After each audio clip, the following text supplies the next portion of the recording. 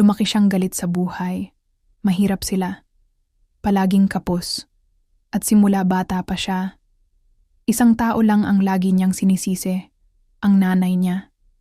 Kasi para sa kanya, mahina ito. Hindi marunong dumiskarte. Hindi kayang ibigay ang buhay na gusto niya. Habang yung mga kaklase niya may bagong gamit, siya paulit-ulit ang sapatos. Habang yung iba may baon, siya tubig lang minsan. Kaya nang makatapos siya, nangako siyang yayaman siya at hinding-hindi na babalik sa kahirapan. At ginawa nga niya. Nagtrabaho siya araw at gabi hanggang sa yumaman siya. Magandang kondo, mahal na kotse, malaking sweldo. Pero habang umaangat siya, lalo naman siyang lumalayo sa nanay niya. Bihira na siyang umuwi. Madalas niyang i-ignore ang tawag nito.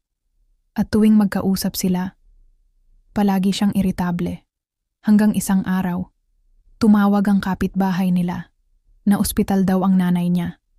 Pero abala siya noon sa pinakamalaking business deal ng buhay niya. Kaya sinabi niya, "Bukas na lang ako uuwi." Kinabukasan, wala na ang nanay niya. Tahimik siyang umuwi ng probinsya.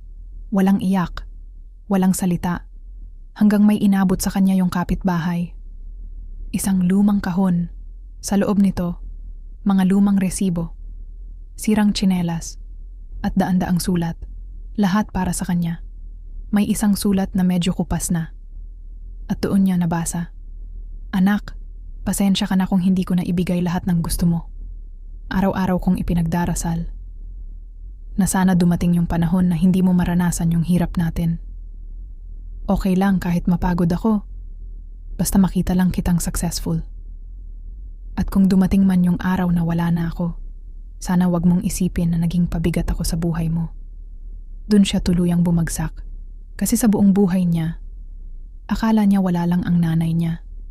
Hindi niya alam na habang galit siya sa kahirapan, may isang taong tahimik na inuubos ang sarili para lang mabuhay siya.